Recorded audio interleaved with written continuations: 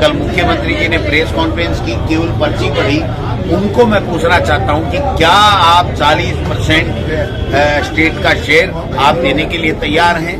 देखिए, जो मनरेगा बचाओ संग्राम जो 45 दिन तक प्रदेश के अंदर जो कानून खत्म किया गया है राइट टू वर्क का, उसको लेकर के आज तैयारी बैठक थी प्रदेश कांग्रेस कमेटी की, और सभी लोगों ने एक मन से, एक स्वर से ये तय किया है कि इस 45 दिन के अंदर गांव-गांव, ढाणी-ढाणी, वार्डों में, मोहल्लों में, ब्लॉकों में, जिलों में, सब जगह जाएंगे और जो इस कानून के खत्म करने से जो काम का अधिकार खत्म हो गया, जो राज्यों के ऊपर अतिरिक्त भार दिया गया है, जो वो सहन कर ही नहीं सकते, और इसमें जो पारदर्शिता पहले थी कि सब जगह जहां से भी काम मांगा जाएगा काम मिलेगा, उसको खत्म कर दिया गया है।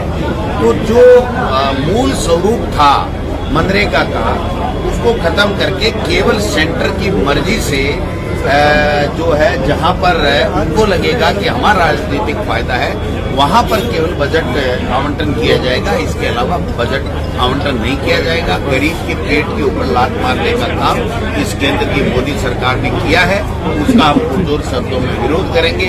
एक दिन हम प्रेस कॉन्फ्रेंस 10 तारीख को करेंगे, 11 को हम लोग गांधी जी की या बाबा साहब अम्बेडकर जी की मूर्ति के सामने एक दिन का उपवास रखेंगे, धरना देंगे, और उसके बाद में 12 तारीख से लेकर के हम लोग 29 तारीख तक हर गांव में, ग्राम पंचायत में, चौपाल में, मुख्यालय में, गांव में जाकर के और जन जागरण अभियान और इसकी कानून को जो खत्म किया गया है या जो नया कानून लाया गया है उसमें क्या कमियां हैं और क्यों उन्होंने किस साजिश के तहत मनरेगा को खत्म करके अपना दूसरा कानून लेकर के आए हैं।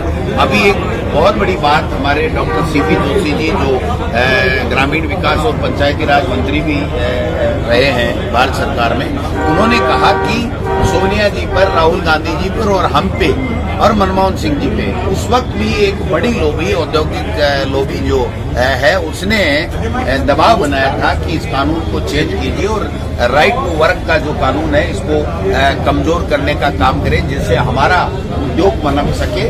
तो मैं समझता हूं उनका जो इशारा था वो बहुत साफ और स्पष्ट करता था कि उस औद्योगिक लोबी के दबाव के अंदर इन्होंने इस तरीके का कानून किया है। ये 125 दिन की बातें बेमानी है। जब 45-46 दिन एवरेज जब काम मिल रहा है तो आप 125 दिन की कहाँ बातें कर रहे हो।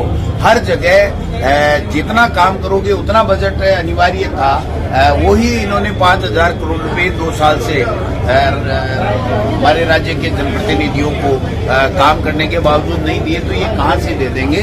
तो ये सारी चीजें उन्होंने उद्योगपतियों के दबाव में इस तरीके से किए, केवल नामों का फेर कर करके, और ये इस बात को उड़ाना चाहते हैं, गरीब का हक मारना चाहते हैं, उसका अधिकार छीनना चाहते हैं जो हमारे संविधान ने दिया और हमारे मनरेगा कानून ने दिया। तो इसके लिए पूरी कांग्रेस पार्टी एकजुटता के साथ में, एक तैयारी के साथ में जाएगी। क्या आप सब जगह मांगते हैं काम देने का जो कानून था उसकी पालना आप करेंगे क्या? तो ये तनख्वाह नहीं दे सकते कर्मचारियों की, 125 लाख करोड़ का जो है वो जो कर्जा है उसको भी पूरी तरीके से कर्जे की किस्त ही नहीं चुका पा रहे, और हर डिपार्टमेंट में कर्जा ले करके और ये आगे बढ़ना चाहते हैं। ऐसे में इस स्टेट में जो है वो 40% हिस्सा किसी भी सूरत में 1 रुपया भी ये राज्य सरकार दे नहीं सकती है, और इनकी मजबूरी है कि इस कानून का, ये नए कानून का विरोध भी नहीं कर पा रहे, क्योंकि इन्हीं की सरकार है, उन्हीं के रहमो करम में इनकी पर्ची खुली हुई है। तो जो पर्चियों से इसीलिए बनाई जाती हैं कि वहां पर आप अपने अधिकार की बात नहीं कर सकते, आप हमारी मेहरबानी से पर्ची खुलने पे मुख्यमंत्री बने हो। तो इसलिए ये गांव-गांव, ढाणी-ढाणी में जाकर के जन जागरण हम लोग करें। कानून व्यवस्था पर क्या बोलेंगे सर? राजसमंद, भीलवाड़ा में और जिस तरह से केसरी में जो घटना घटित हुई है, मैं कह रहा हूँ कि कहीं का देख लीजिए आप, एक जगह भी पुलिस का इकबाल जो है वो बचा नहीं है।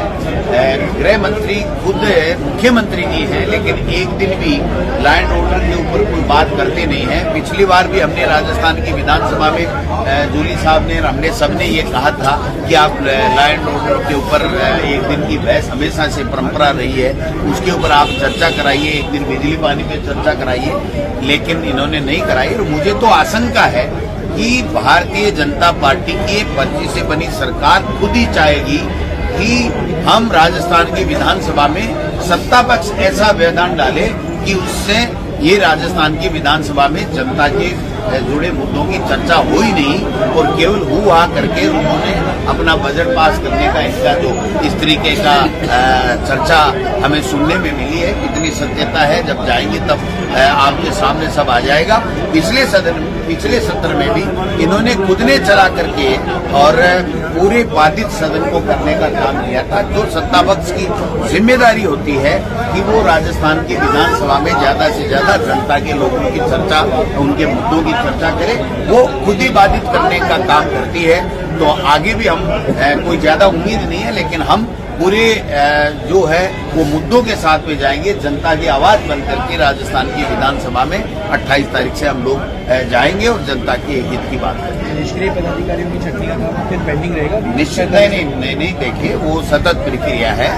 जो लोग बाग आते नहीं है, पदाधिकारी है, उनकी सूची हमने AICC को भेज दी है और जिला स्तर के ऊपर हम नए तरीके से जिला कांग्रेस कमेटियों को कहा है कि 7 दिन में या 10 दिन के अंदर अंदर जो नई जिला कांग्रेस कमेटी बनी है वो अपना कार्यकारिणी की सूची दे दें, और जो पुरानी बनी है उनको भी कोई संशोधन, कोई परिवर्तन, कोई निष्क्रिय को ड्रॉप करके कोई सक्रिय लोग जो काम करना चाहते हैं उनको लेना है। तो उनके लिए हमने सबको छूट दी है और ये 8-10 दिन के अंदर अंदर हम लोग इस काम को पूरा कर लेंगे, जिससे एक पूरी ऊर्जा के साथ में, पूरी सक्रियता के साथ में, और एक हमने प्रदेश इसके लिए प्रदेश स्तरीय एक समन्वय समिति भी हम लोग बनाएंगे, और जिला और विधानसभा स्तर के ऊपर भी एक समन्वय समिति इस मनरेगा के बचाओ संग्राम के कार्यक्रम के लिए हम लोग।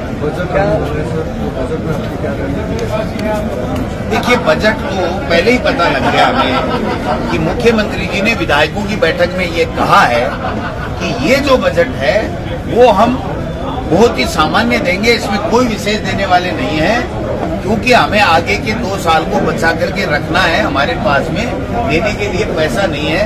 जो पहले 2 बजट दिए हैं उनकी भी 20% भी घोषणाएं पूरी नहीं हुई हैं। यहाँ तक भी कि DPR की घोषणा बजट के अंदर की गई और वो DPR भी नहीं बनी। किसी में 5 लाख लगते, किसी में 20 लाख, किसी में 30 लाख, और काफी ऐसी घोषणाएं हैं जो एलिवेटेड रोड वगैरह वगैरह घोषणा की गई। अभी सरकार के वित्त विभाग ने, जो मुख्यमंत्री जी के पास में है, उन्होंने कह दिया कि ये तो लॉजिकल ही नहीं है।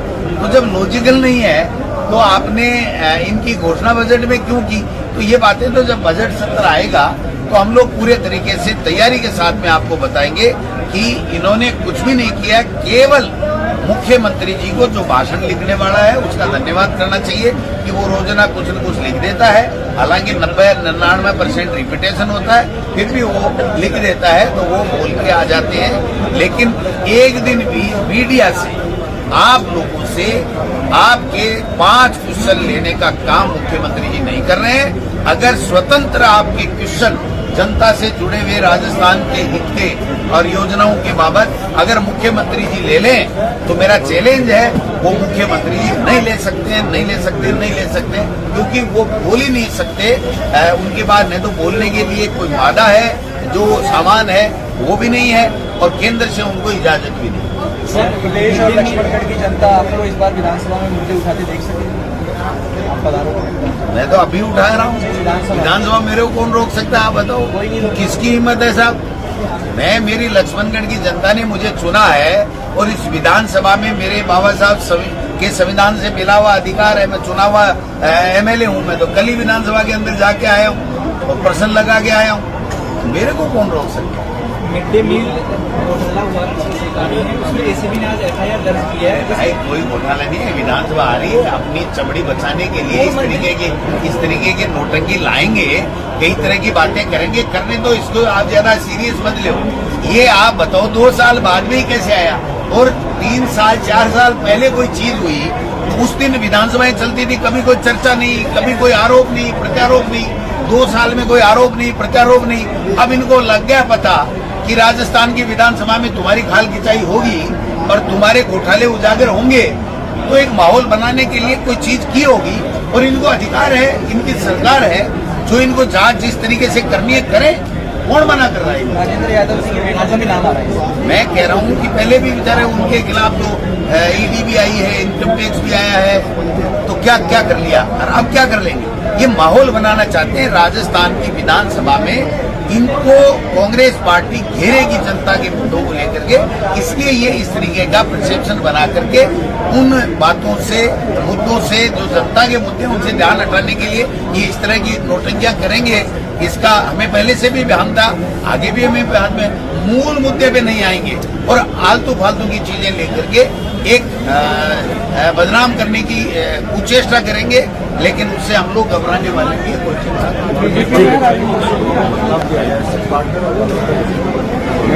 ये राजस्थान के नक्शे के साथ में छेड़छाड़ करना, अगर इनको था तो फिर वसुंधरा जी ने क्यों नहीं किया? 2 बार मुख्यमंत्री बनी है। अगर जनता की डिमांड थी तो आप बता दो, आपके मीडिया ने आज की तारीख तक एक दिन भी अगर कभी ये दिखाया हो कि बाड़मेर का जो है लोग ये चाहते हैं, अगर आपने प्रमुखता से एक अखबार का टुकड़ा दिखा दो, एक इलेक्ट्रॉनिक मीडिया का दिखा दो। ये तो जो परिसीमन किया इन्होंने पंचायती राज का, जो बीजेपीकरण किया है, और कांग्रेस कैसे नहीं आए, इस बात की साजिश की गई है परिसीमन में, और उसी तरीके से उसी को ध्यान में रखते हुए ये काम किया गया है। वहाँ की जनता आंदोलनरत है। मैं हमारे नेता आदरणीय हेमाराम जी से भी आग्रह करूंगा, ये बदमाश लोग हैं, ये जालिम लोग हैं, ये इनको जनता के भावनाओं से जो है वो कोई सरोकार नहीं है।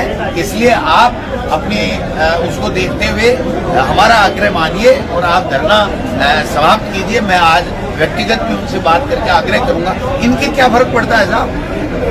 ये नाथूराम गोडसे की विचारधारा मानने वाले महात्मा गांधी को गोली मार दी, इनके हेमाराम को क्या फर्क पड़ता है?